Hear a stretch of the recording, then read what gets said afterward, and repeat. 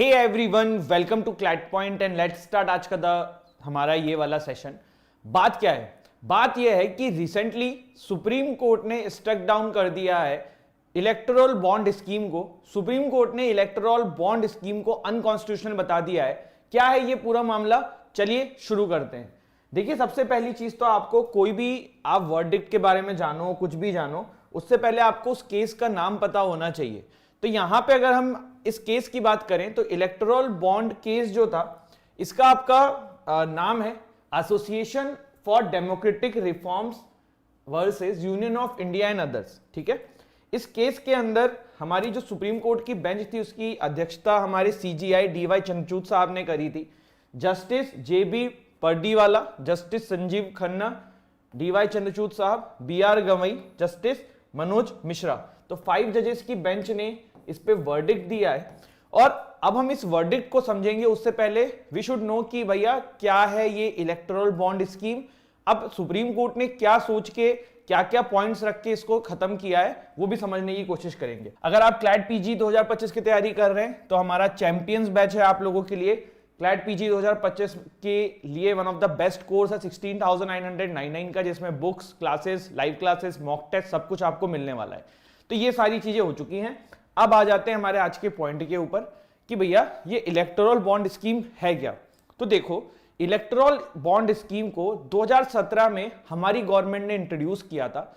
और basically electoral bond scheme का purpose ये था कि किस तरीके से पॉलिटिकल पार्टी को नॉर्मल जनता जो है वो डोनेशन दे सकती है। ठीक है, 2017 में इसको लाया गया था एंड 2018 में ये फाइनली इंप्लीमेंट हुआ था। ठीक है, अब इसमें कुछ चीजें हैं जो आपको समझनी होंगी, जिसपे आपके एग्जाम में क्वेश्चन आ सकते हैं। प्लस एक चीज आपको यहां पे ये भी देखने वाली है कि क्यों सुप्रीम कोर्ट ने इसको खत्म किया। तो क्या सुप्रीम कोर्ट के इसके ऊपर पॉइंट्स थे जिसकी वजह से इसको खत्म किया गया।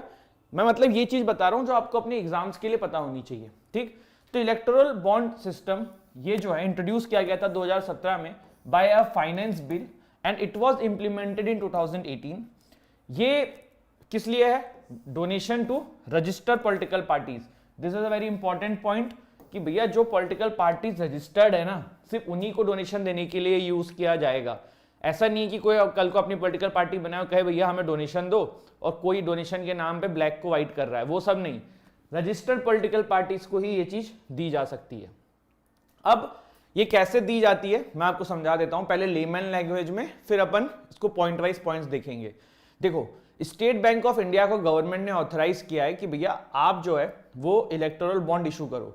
जैसे कि मान लो मेरा नाम है मानवेंद्र और मुझे कोई XYZ पॉलिटिकल पार्टी को पैसे देने हैं, 1,000 रुपया देना है। ठीक, मैं 1,000 रुपया डायरेक्टली उस पॉलिटिकल पार्टी को नहीं दे सकता हूं, मुझे इलेक्टोरल बॉन्ड स्कीम के थ्रू वो 1,000 रुपया उस पॉलिटिकल पार्टी को देना है।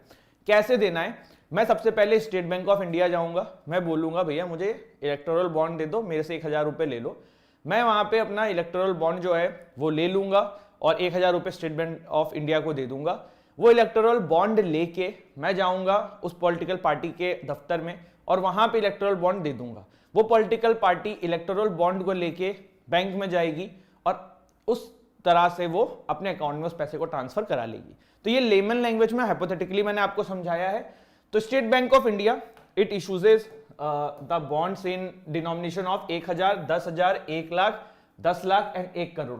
इसका मतलब यह है कि भैया सिर्फ 1,000 रुपए, 10,000 रुपए, 1 लाख रुपए, 10 लाख रुपए, 1 करोड़ रुपए के फॉर्म में ही आप डोनेशन कर सकते हो पॉलिटिकल पार्टीज को। अगर कल को आपका मन हो कि नहीं 1,001 रुपए शुभ होता है, मुझे वो करना है, तो नहीं, इलेक्टोरल बॉन्ड आपको इसी का मिलेगा। और ऐसा नहीं है कि सिर्फ आप एक बार परचेज कर सकते हो, you may purchase it as many times as you want. Payable to the bearer on demand and interest free, purchase by any Indian citizen और एंटिटीज एस्टेब्लिश्ड इन इंडिया। ठीक है, कैन बी बॉट इंडिविजुअली और jointly with other individuals. ठीक है, और valid for 15 calendar days from the date of issue.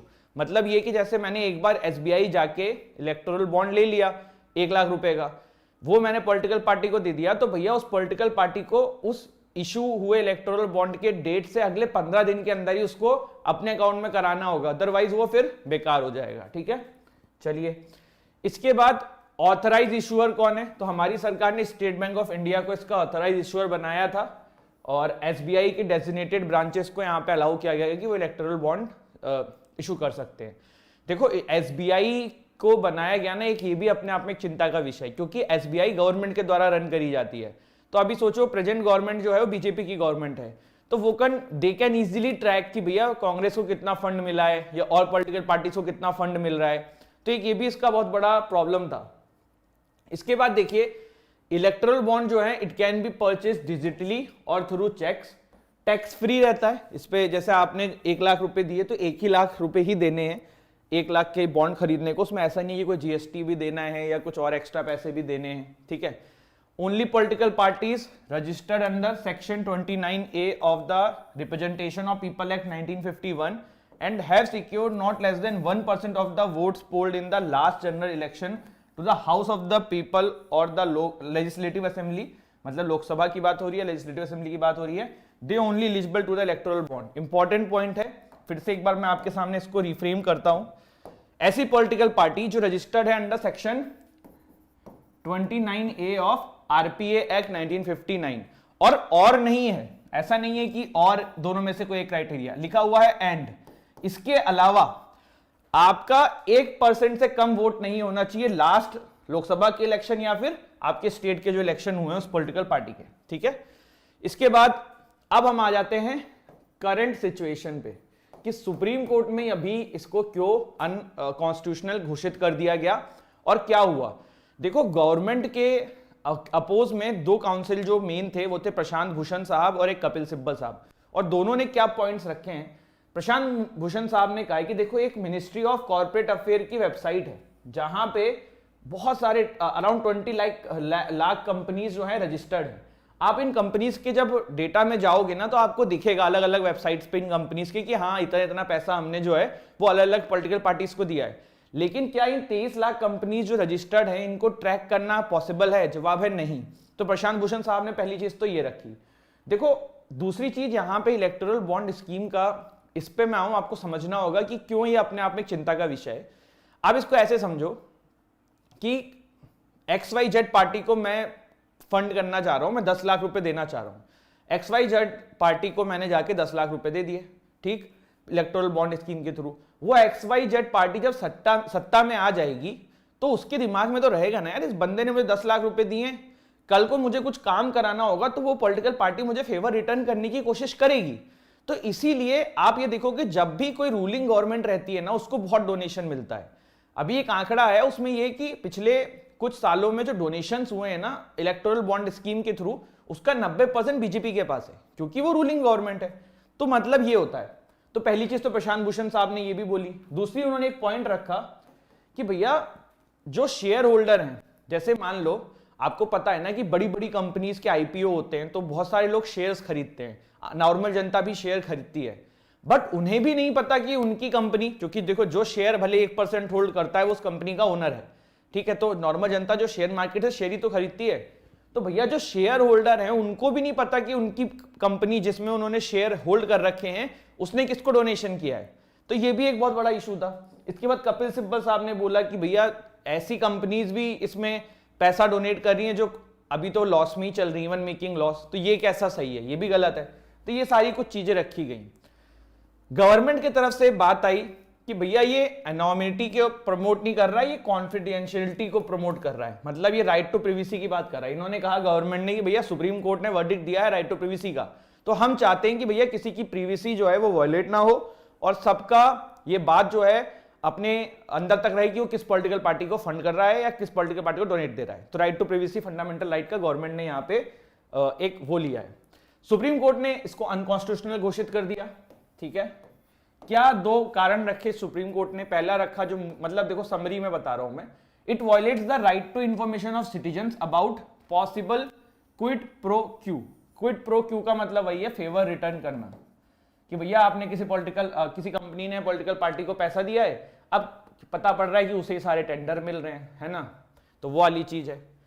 फिर amendment to section 182 companies act को भी सुप्रीम कोर्ट ने क्वेश्चन किया। ये क्या है, ये 182 कंपनीज एक्ट का ये कह रहा था कि लॉस मेकिंग कंपनीज जो हैं they can not donate political party को अमाउंट, बट इसमें अमेंडमेंट कर दिया गया था। तो हुआ क्या कि जो लॉस मेकिंग कंपनीज है ना, वो भी पता पड़ रहा है पॉलिटिकल पार्टीज को फंड कर रही हैं। फिर अब हुआ क्या, फाइनल क्या हुआ, सुप्रीम कोर्ट ने ये तो चीजें कह दी, अनकॉन्स्टिट्यूशनल भी कह दिया। इसके साथ साथ 5 मार्च तक का टाइम दिया है सुप्रीम कोर्ट ने स्टेट बैंक ऑफ इंडिया को कि भैया डेटा सबमिट करो पिछले 4 साल का, जो भी पॉलिटिकल पार्टी से रिलेटेड, इलेक्टोरल बॉन्ड से रिलेटेड आपके पास है, फिर वो जनता तक पहुंचाया जाएगा। तो ये कुछ बेसिक चीज है। जैसे कि हम सभी को पता है, supreme court strike down electoral bond scheme, ये था आज का हमारा ये टॉपिक। देखो एक आंकड़ा आपके सामने है, कितना सही है कितना गलत अभी कंफर्मेशन तो नहीं है, बट अभी ये न्यूज में चल रहा है। Electoral bond received by political party since 2018 in crore as per the supreme court order. अब आप देख सकते हैं, इसमें आप देखिए कि 90% के आसपास जो है वो बीजेपी को ही मिला है। तो ये सिर्फ बीजेपी का नहीं, जैसे जो भी रूलिंग पार्टी रहती है उसको ज़्यादा मिलना ही है, तो वो वाली चीज़ हो जाती है। तो आई होप ये टॉपिक आपको क्लियर हुआ हो, समझ में आया हो, and thank you so much for watching. Don't forget to like से सब्सक्राइब द चैनल। जय हिंद, जय भारत।